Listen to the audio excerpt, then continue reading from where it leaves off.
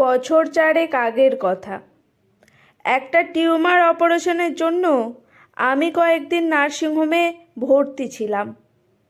আমার ঠিক পাশের বেডেই ছিলেন একজন বয়স্কা মহিলা।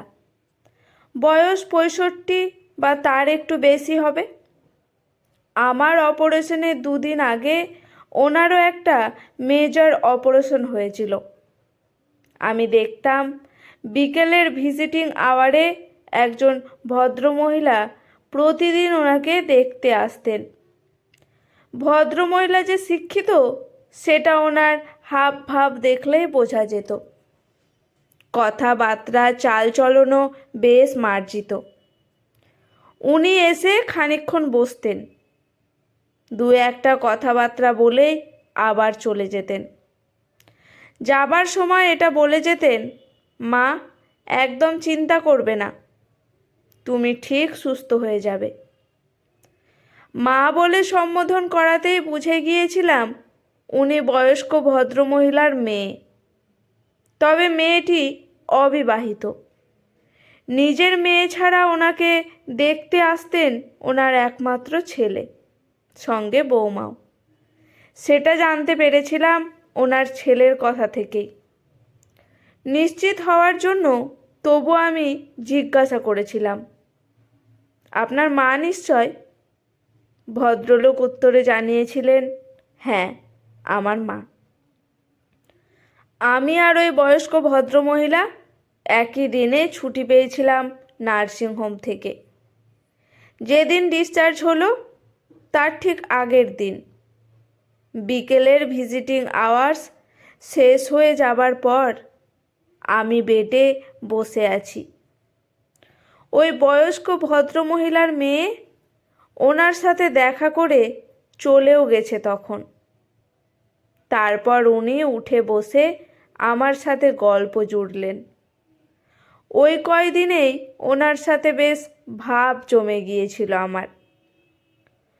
কথা প্রসঙ্গে জিজ্ঞেস করেই ফেললাম, মাসিমা, আপনার মেয়ের তো আপনাকে নিয়ে খুব চিন্তা করে দেখি। প্রতিদিন এসে মাথায় হাত বুলিয়ে দেওয়া, পাশে বসে কথা বলা, যতই হোক নিজের মা তো।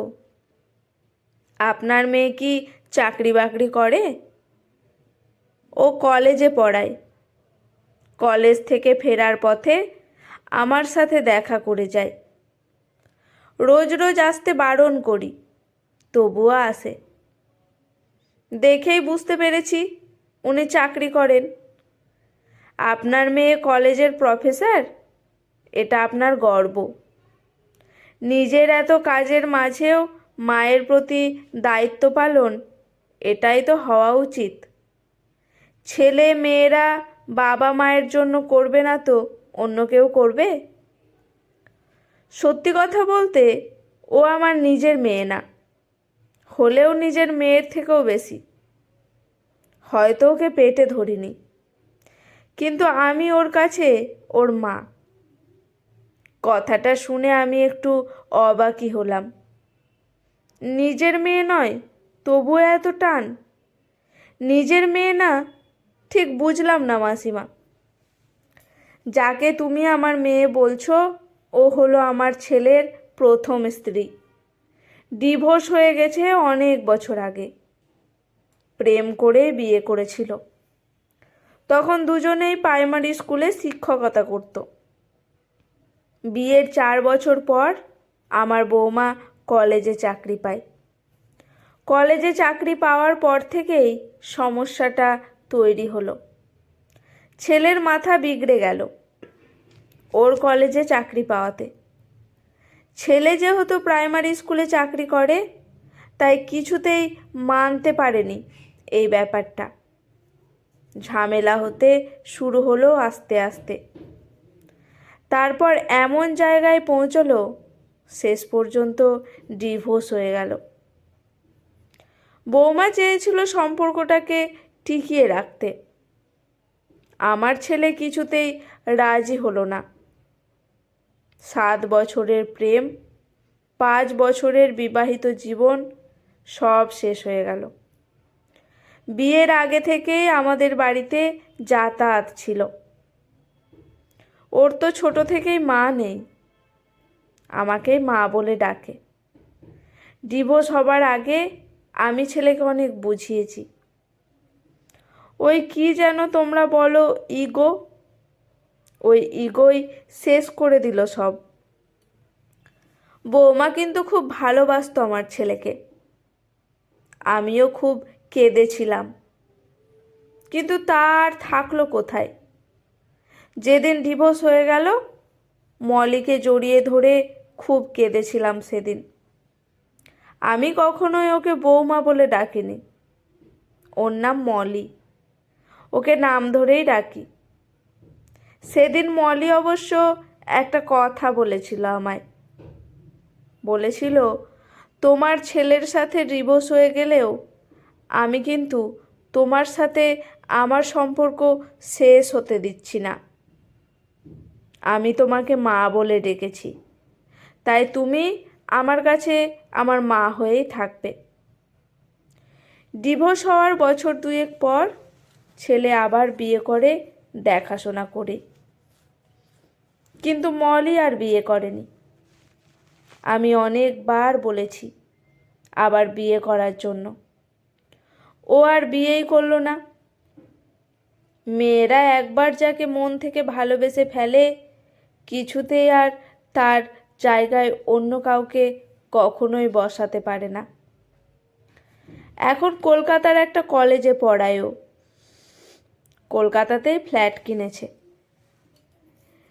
নিজের গাড়িও আছে। মাঝে মধ্যে আমাকে নিয়ে এসে নিজের কাছে রাখে। প্রথম প্রথম আমার ছেলে ভীষণ আপত্তি করেছিল, আমি ছেলের কথা শুনিনি সেদিন। এই যে এত বড় একটা অপারেশনের খরচ মলি সব করেছে, ছেলে অত টাকা খরচ করতেও পারতো না। আমার ছেলে হোমিওপ্যাথি তা না হলে হয়তো কবিরাজি করতে বলেছিল। মলি শুনে বলেছিল টাকা নিয়ে চিন্তা করো না মা, আমি তো আছি। তা আমি মলিকে বলেছিলাম এত টাকা বাজে খরচ করতে হবে না তোমায়, আমার এমনিতেই এখন বয়স হয়েছে। মলি বলল আমার টাকা থেকেও যদি নিজের লোকের কাজে লাগাতে না পারি তাহলে আর টাকা থেকে লাভ কি? মায়ের জন্য তো খরচ করছি, এটা বাজে খরচ হতে পারে? তুমি যে আমাকে এত ভালোবাসো তার দাম হিসেবেই নয় এটা নিও। তাছাড়া আমি যে মা বলে তোমাকে ডাকতে পারি এই ঋণেও তো তোমার কাছে আমি ঋণী। আবার দেখো না, এই নার্সিংহোম থেকে ছুটি নিয়ে মলির কাছেই থাকতে হবে। চেক আপ করে তবেই গ্রামের বাড়িতে যাব। আমি বলেছিলাম অপারেশন হয়ে গেলে বাড়ি চলে যাব। মলি আমাকে ছাড়বে না। মলি বলেছে পুরো সুস্থ না হয়ে তুমি কোথাও যাবে না। মেয়েটার কাছে এজন্য আমি চিরঋণী, এ ঋণ কখনো শোধ করা যাবে না।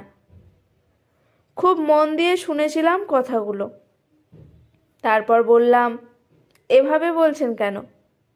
আপনাকে তো আর আলাদা করে রাখে না, দেখে না, নিজের মা বলেই দেখে এসেছে। মেয়ে তার মায়ের জন্য কর্তব্যটুকু করছে। জানো, মলি আমাকে আরও কয়েক বছর বাঁচার জন্য নতুন জীবন দিল। মেয়েটার মধ্যে ঈশ্বর কী দিয়েছে জানি না, ও যে আমার বড় আপন। তবে আমার ছেলে ওকে চিনতে পারল না। সবাই বলে মেয়েরা নাকি তার থেকে কম যোগ্যতা সম্পন্ন ছেলেকে বিয়ে করে না। কথাটা কতটা ঠিক আর কতটা ভুল সে বিচার আমি করব না। তবে নিজের ছেলেকে দেখে যা বুঝলাম, বউ যদি তার থেকে বেশি যোগ্যতা সম্পন্ন হয় বা উচ্চশিক্ষিত হয় বা উচ্চ পদে চাকরি করে সেটা অনেক ছেলে মেনে নিতে পারে না। তখন তাদের ইগোতে লাগে, তখন সম্পর্কটা শেষ হয়ে যায়, ইগোটাই জিতে যায়।